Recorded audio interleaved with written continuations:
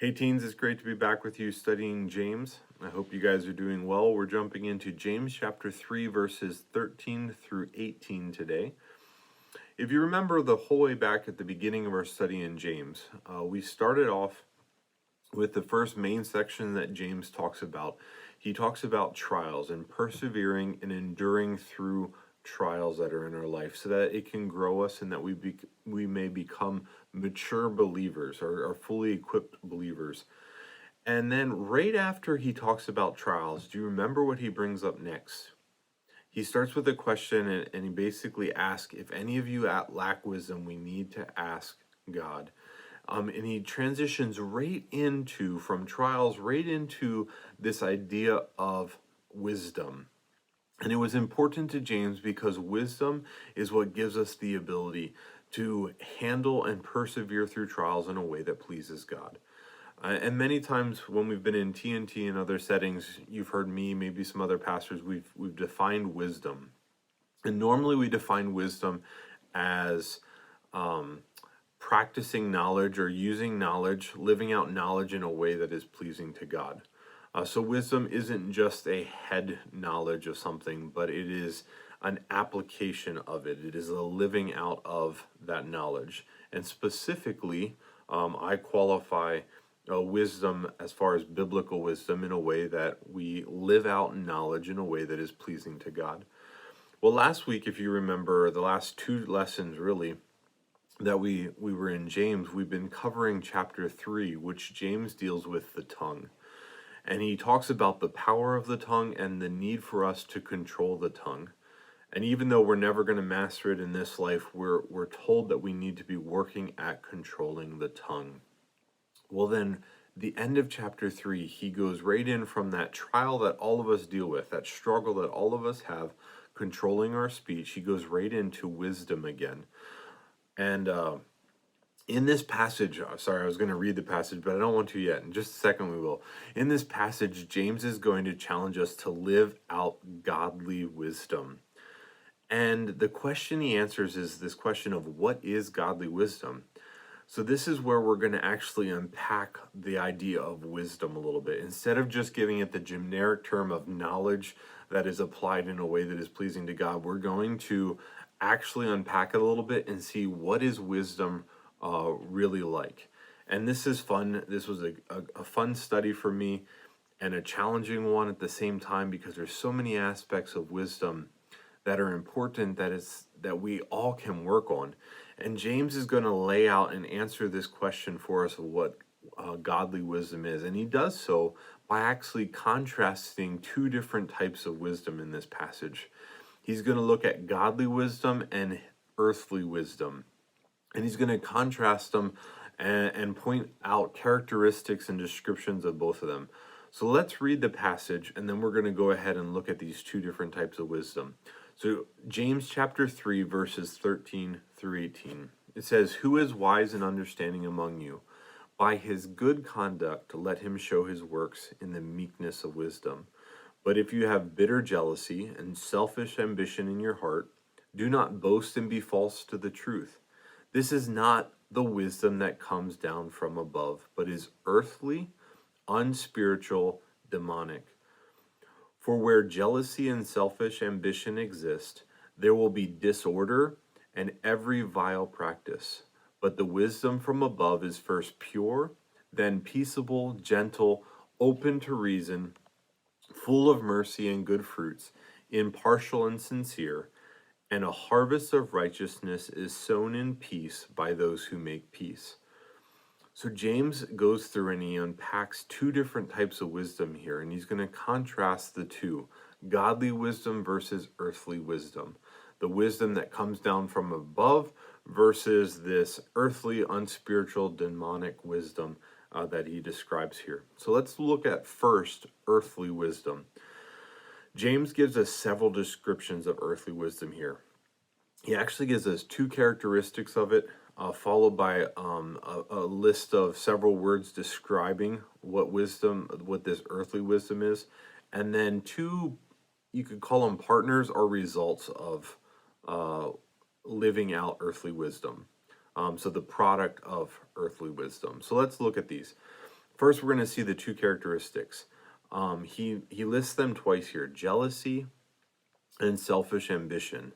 We find them both in verse 14 and 16. In verse 14, he jumps right off the bat there and says, if you have jealousy and selfish ambition in your heart, he says, this is not the wisdom that comes down from above. Instead, verse 16, for where jealousy and selfish ambition exist, there will be disorder and every vile practice. So the characteristics here of earthly wisdom is that it's jealous and that it is selfish. It's all about what I want and my own benefit. We don't want to see others succeed because that probably means they're doing better than we are. We get bitter about it. And there's this jealousy, this negativity that we have towards others because instead of thinking of others, we're only thinking about ourselves. And James is going to go on and describe now what this wisdom is. This wisdom that is jealous and selfish is earthly wisdom. In verse 15 there, he says that this is not wisdom that comes down from above. So he's making a very clear distinction here, but instead it is earthly, it is unspiritual, and it's demonic. Basically, the idea there is that it is that it's earthly, of course, kind of the general term we use for it's not spiritual. But instead it's earthly. But then the unspiritual there actually has the idea of being natural or worldly minded. And it can have the idea of being general, unspiritual to sensual type of actions. That it's just very, it comes from the natural desires instead of the spiritual desires that God has given us when we're saved. So the natural desires, the unspiritual aspect there. But then he also goes on and he doesn't just call it earthly wisdom. He actually goes to the source of it and he says that it's demonic. It's of the devil, is literally the idea there. So this wisdom is not a wisdom that God gives to us, but really it's a wisdom that comes out of our sinful passions or sinful desires and of Satan's work in the world and in our life. And so this is a wisdom that we don't want. He actually also in verse 14 he says, but if you have this bitter, jealous, and selfish ambition in your heart, he gives a kind of a description. He says, don't boast about it and be false to the truth. So this wisdom is also going to be a counterfeit. It's untruthful, it's lying, it's being false to the truth. And James is going to describe this wisdom in such negative terms. And he says, you don't want to have any part of this, okay? This is not what should be a part of a Christian's life.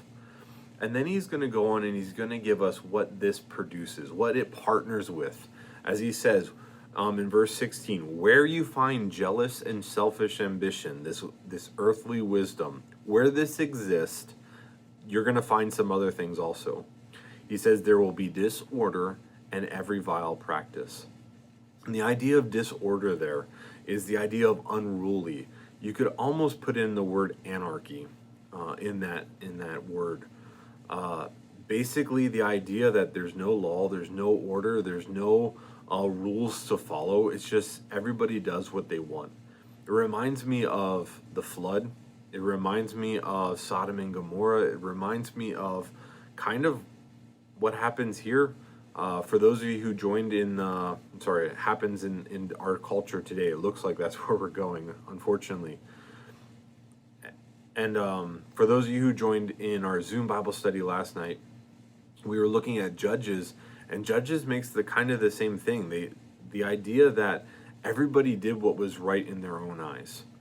They didn't have a moral compass to follow. They didn't have the laws of the Bible to follow, and everybody just kind of did whatever was natural to them, whatever fleshly desires they had. They just did whatever they wanted, and it was a very unruly type of society, type of wisdom that they had, and it literally was anarchy. No rules, nothing to follow. And not only that, he goes on and says that you'll find every vile practice or every evil, worthless deed. Just everybody, again, doing anything that they wanted. Very selfish, very only concerned about them, their well-being, their satisfaction instead of looking around and looking at the needs of everybody else. So James very clearly here lays out this idea of earthly wisdom. It's selfish, it's jealous, you're only thinking of yourself, you're looking down on others, and it produces a culture, a society that is very unruly, that has anarchy in it, and that is full of evil, perverse, deplorable deeds, worthless deeds. James is saying, this is not what you should have as a Christian. This is not what true wisdom is. This is what the world views as wisdom. This is what we trick ourselves into believing is the truth, and really it's not wisdom. So we see that this earthly wisdom is something that we don't want, and yet so often runs rampant in cultures throughout history. And unfortunately, it's becoming the norm as far as cultures in America today also. But James is going to contrast it here to what godly wisdom is. Number 2, let's look at the godly wisdom here. James is going to give us a whole list of characteristics of what godly wisdom is. So this is what it means to have wisdom, what it looks like. 1, we're going to see that it's active. He says right off the bat, who is wise and understanding among you? He's asking a rhetorical question. He wants to get them to start thinking. And then he says, by his conduct, by his lifestyle, his good lifestyle, let him show his works in the meekness of wisdom. Basically, he's saying, if you're wise, show it in your actions. Prove it in your actions. Wisdom is not something that is just a head knowledge, not just something that we talk about, just not an understanding that we have. Wisdom is only wisdom when you actually practice it. When you allow the knowledge to impact your choices, your speech, your decisions that you make. Which is why James, very closely behind trials and right after speech, he says we need to be having wisdom. Why? Because wisdom is going to give us the ability to respond in the correct way to the situations that we're in, to be able to live a life that is pleasing to God, to respond in a way that is pleasing to God. And a reminder, if we don't have it, we are supposed to be asking for this wisdom from God, who freely gives it to us, who wants to give it to us. But he's saying here, it takes action. Wisdom cannot be just something that you have in your head. If you just have it in your head, then you're not truly being wise. You don't truly have wisdom, because wisdom is going to impact your decisions. It also, we see here that wisdom is humble. In the end of verse 13 there, it says that we're supposed to show it in our works, in our lifestyle, in our conduct, what we do, in the meekness of wisdom. So he's going to describe wisdom here as having this humility, having this meekness. Meekness is the idea of strength under control. The idea of like James already talked about, a horse. A horse has a lot of power, but because of a small bit, that horse can be controlled. A horse has lots of power, and at the same time, children can ride them. Why? Because that strength is under control. It's probably the best description of it. Most fathers, big, bulky, strong guys, they could easily crush a baby, and yet they control their strength to be able to protect that baby. They have the meekness, they have the ability to do it, but they restrain and control that ability to then say, I'm going to keep this under control. Meekness isn't the idea of a wimpy, scrawny little guy that can't do anything. That's not meekness. Meekness is the strength under control, the humility to say, you know what, I'm going to restrain myself in this situation. So we see that godly wisdom is active, that it's humble, and then he's going to go into a list of what wisdom truly is in verse 17. He says, but wisdom from above, this godly wisdom, one, it comes down from above. Okay, this is from God. He's the one that gives us to it. So this is a good wisdom. He says, first, it is pure. And this really is going to be an overriding characteristic that you could put all the other descriptions that he gives, the characteristics that he gives underneath this umbrella category of it's pure.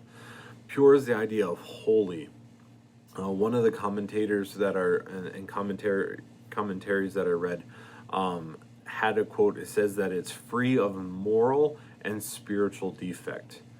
That every aspect of it is morally correct and spiritually correct. It really is the encompassing idea of all this, that an individual of wisdom is going to live a life that is holy and pure, set apart for God. James has already talked about that several times throughout the book, but here we reemphasize it, that true godly wisdom is going to first off be pure. Then he goes on and he says, then peaceable. And this is the idea, he's going to repeat it again in verse 18. He's really going to focus on this idea. So I'm going to put it as another main idea of wisdom that James is going to point out here, that it's peaceable, seeking peace with others, living by a life of peace. Part of that is avoiding the conflicts that we have with one another, or resolving them, of living a life that is going to lend yourself towards having a peaceable life. And we'll see that in a bunch of the other descriptions that he's going to have here. But in verse 18, he says, "And a harvest of righteousness is sown in peace by those who make peace." Basically, he's saying, if we live a life that is peaceful and we practice peace, we seek to make peace, ultimately that encompassed with wisdom is going to bring about righteousness in our life. So right now, James is putting a lot of stress on the idea of peace, which we're going to see why as soon as we jump into chapter 4, because he's going to talk about the division and the strife and the conflict that we have within the church. And he's saying here, kind of leading up to it, saying we need to be actually living by peace. Wisdom is going to be characteristic, or peace is going to be a characteristic of wisdom. He goes on then to say that it is gentle. This is, right off the bat, we're going to guess this is going to deal with kindness. And that is part of what it's going to deal with. But it also actually is going to have the idea of being tolerant, not insisting on every right that one person has, even if they're wronged. It kind of has the legal idea of not pressing charges, even when you have the right to do so. You're going to be gentle. You're going to be tolerant and allow it to not press those charges, not insist on the full extent of the law. In this sense, part of being peaceable, saying, you know what, even if I'm wrong, I'm not going to take every right that I have, every advantage that I have. There's times to do so, but here wisdom says, you know what, there's times to say, I'm going to show gentleness and kindness instead. He goes on and also says in verse 17 there that we are to be open to reason. Some of your translations are going to be a little bit different, but the idea is being rational, being understanding. It involves listening, being open to learning and seeing from other people's viewpoints or perspectives. And it's just the idea of, are you someone who is approachable, that even when someone disagrees with you and has an argument with you, they can do so in a way that you actually listen, that you evaluate what they're saying. You're thinking through, and you're not just jumping to a defensive position saying, wait, you disagree with me, I'm going to have an issue with this. But instead being, I'm going to think through what you're saying and see if it actually makes sense. If maybe I need to learn in this area. And wisdom is going to, again, with that humble attitude, say, you know what, maybe I don't know everything, or maybe I'm wrong. And I'm going to actually take stock in listening to what others have to say, even if they're coming from a different position than I am. But having that reasonable, rational way of thinking and being able to evaluate the situation. He goes on and also says that it is full of mercy and good works. So merciful, the idea of giving what is not deserved. Not giving what is deserved. Mercy, not giving what is deserved. Again, going right alongside with that gentleness aspect. that you don't always press for all of the rights you have. Just because someone has wronged you doesn't mean that you take it to the full extent of retribution or of getting back what they wronged you, making sure that they pay completely for everything that they've done. But more the idea of saying, you know what, I'm going to not give you what you deserve, and I'm going to withhold some of the rights that I have and not enforce them on you. Willing to forgive, to overlook sometimes, even when we have been wronged. And then he also says there, full not only of mercy, but also of good fruits. Living a life that our works back up what we believe, what we say. Okay, I don't know if James here is specifically referring to the fruits of the Spirit. He very well could be. But the idea that we're living out a biblical life, a way and a lifestyle that pleases God. Again, going back to verse 13 there, we show wisdom by our good conduct, by our good lifestyle that is shown in our works. So we need to be doing these good works, these good fruits within our life. But then he also goes on and he talks about impartial and sincere. Wisdom is going to also be impartial and sincere. So the impartial there is the idea of kind of a fairness, the unbiased. It actually comes from the word unwavering, that you don't just flop back and forth in situations, just on a whim of what you feel, but you're gonna approach it unbiasedly and fairly, saying, you know what, I don't want to show partiality. I want to be impartial in these situations, and thinking through it that way. But then also that we are to be genuine. The idea of sincere there, genuine, that there's no hypocrisy or double-mindedness in us. James has already talked a lot about being double-minded, and the double-minded man is the one that's tossed back and forth, and is the one that is wavering. And here he says wisdom is going to have this unwavering, this impartiality towards the situation, towards people, but also this genuine sincereness to say, this is truly what I am about. I am a complete follower of Jesus Christ. And that goes hand in hand right with what he said at the very beginning of wisdom, that it is pure, that it is holy, that there is no moral or spiritual defect, but that it is pure in that degree. So the list and the characteristics that James gives here of wisdom is so powerful and yet so challenging, because this is a lot for us to work on. This is a lot for us to keep in mind. And yet, as a mature believer, we need to be working to become wise in how we live, to handle situations in a way that pleases God. And so as we face the trials, as we work at controlling our tongue, as we face the temptations, we can rejoice that we're able to grow through them. And as we put our faith in Christ, as we endure through those situations, we see ourselves grow, and we can be thankful for that. But we can also ask for wisdom. And wisdom in those situations is really how we handle those in a way that is pleasing to God, that we handle the trials as we try to control our speech. We need to do so with wisdom. And that especially comes back to us young people, pleading with God that we would grow in wisdom, that he would give us wisdom, that he would give us the knowledge to be able to then act on in a way that pleases God, to know how to handle these situations. And I'm so glad that James here actually breaks it down for us a little bit here and says, this is what wisdom looks like in our life. It's active, it's humble, it's peaceful, gentle, reasonable or rational, that it shows mercy, that it's full of good fruits, that it's impartial, it's unbiased in how we handle things, and it's genuine. That's a lot to work on. So where can we apply this to our life today? How can we apply this to our lives and our situations today? For many of you, you guys start school this next week. Can you be gentle and merciful in school?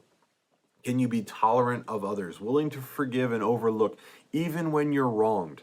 There's many situations that are going to come up in school that it's easy to get upset with. It's easy to have these disagreements with one another and not live in a peaceable life or peaceful with others in those situations. But can we work at showing gentleness and mercy? Giving up rights that we have to say, you know what? I'm going to look out for others instead of just myself? Can we be reasonable while we're at school? Willing to learn and see from other people's viewpoints, willing to evaluate the situation instead of just becoming defensive right away because someone disagreed with us, or they said something, or they added to what I said, and it seems like they didn't agree with me, or they didn't think my answer was complete enough, or just because they have a different viewpoint. Can we be reasonable and say, you know what, I really want to listen to what this person has to say and evaluate what they're saying based on the truth of God's word, not just what I think or what I've been taught or what I believe to be true, but really looking and saying, okay, I'm going to evaluate this based on God's word, not my own emotions.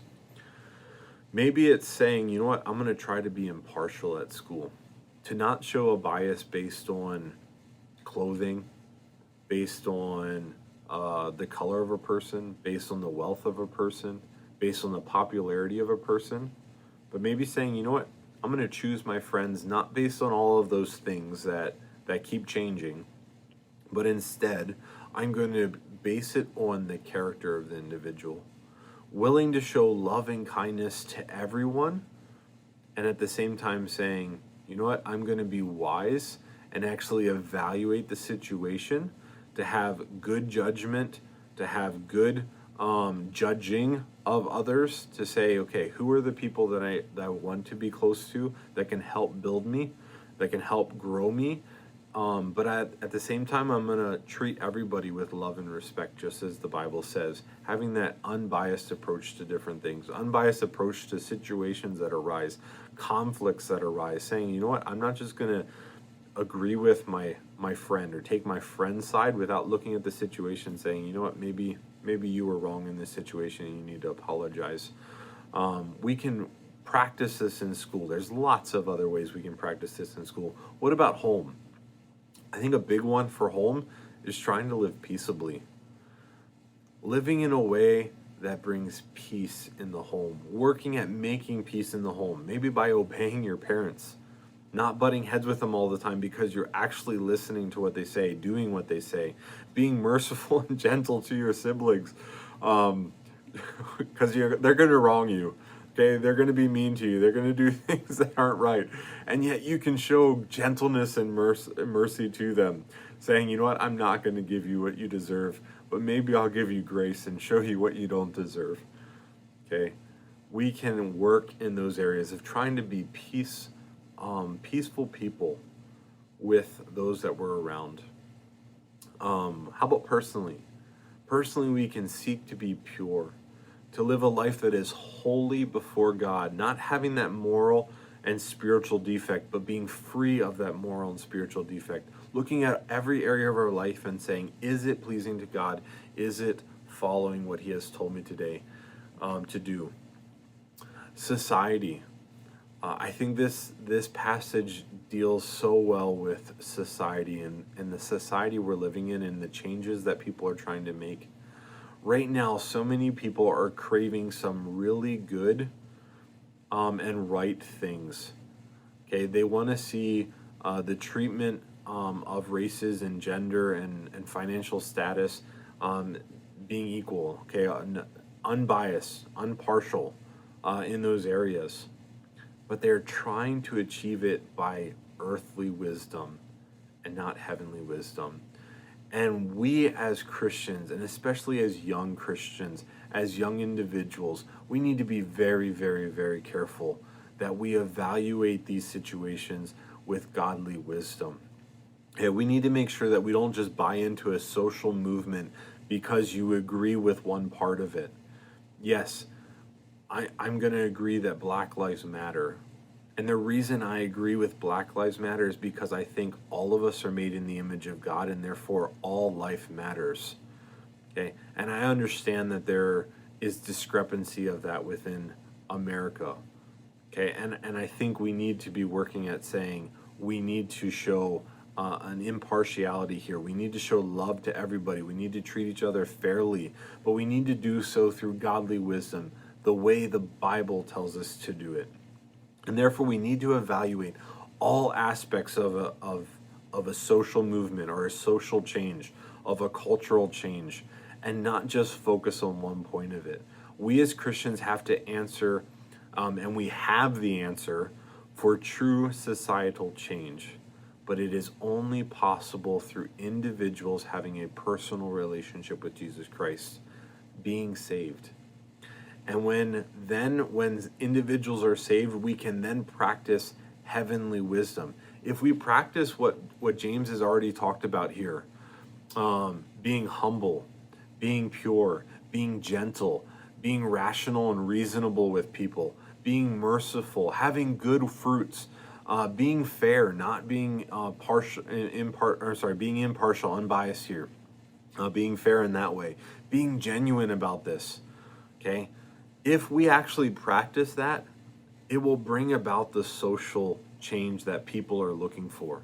But instead, they're doing it in an earthly form of wisdom. Okay, we can look around and we can see the selfishness, we can see the jealousy, we can see the fact that there's falseness to the truth. We can see the earthly, natural outworking of this wisdom, that they're following after their own desires. They're only thinking about themselves. And it really does partner itself with and produce this culture of unruly, anarchic actions. Okay, we can see that in the world so much right now, and in America so much right now, and it definitely goes along with seeing evil and worthless deeds. Okay, let's make sure we evaluate what's going on by the biblical standard. Yes, people matter and we need to be showing love to them, but the ultimate problem is not a difference in color, it's a difference in heart. Okay, we need to deal with the heart issue that people are dying and going to hell and they need to know Jesus Christ. And then as Christians, we need to be looking and saying, yes, I want to practice true wisdom and treat people the way they're supposed to be treated, not because of a social change, but because it is the biblical thing to do, the pleasing thing to God to do. It reminds me so much of a passage that I quickly want to share with you. Just read it, and I encourage you guys to write it down and to study it alongside of James chapter 3, 13 through 18 here. As we think about wisdom, as we think about that this is a living out of our life, it reminds me and correlates so well with Romans chapter 12. Romans chapter 12. You probably know verses 1 and 2, but go ahead and think through Romans chapter 12, verses 9 through 21. Okay, I'm going to read chapter 12, verses 1 and 2, and then jump down to 9 through 21. It's not really long, so hang with me here. It says, Romans chapter 12, I appeal to you, therefore, brothers, by the mercies of God, to present your bodies as a living sacrifice, holy and acceptable to God, which is your spiritual worship. Don't be conformed to this world, but be transformed by the renewing of your mind, that by testing you may discern what is the will of God, what is good and acceptable and perfect. Then let's jump down to verse 9. This is how we live out godliness. He says, let love be genuine, abhor what is evil, hold fast to what is good, love one another with brotherly affection, outdo one another in showing honor. Do not be slothful in zeal, but fervent in spirit, serving the Lord. Rejoice in hope, be patient in tribulation, be constant in prayer. Contribute to the needs of the saints and seek to show hospitality. Bless those who persecute you. Bless and do not curse them. Rejoice with those who rejoice. Weep with those who weep. Live in harmony with one another peaceably.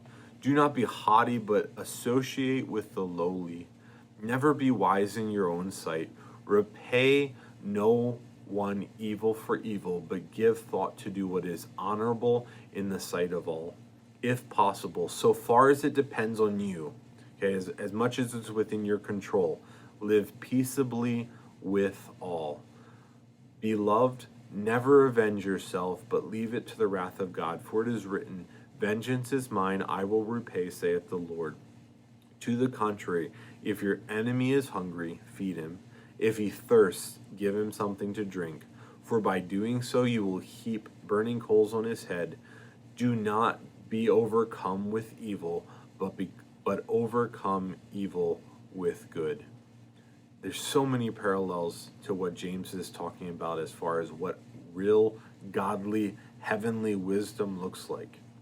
So for us this week, a mature believer needs to show godly wisdom by putting off jealous and selfish actions and by putting on pure and peaceable actions. So, what specific area do you need to work on this week to live out godly wisdom? We all need to take action and we need to grow and change. We need to become more like Christ. So, what area are you going to work on this week? I'll be praying for you, and if there's anything I can help with, if there's any questions you have or areas you're dealing with that you need help with, that you're struggling with, you want accountability with, please let me know. I'd love to be able to help you. But until then, I'll keep praying for you guys. Can't wait to see you guys back at church soon. Bye.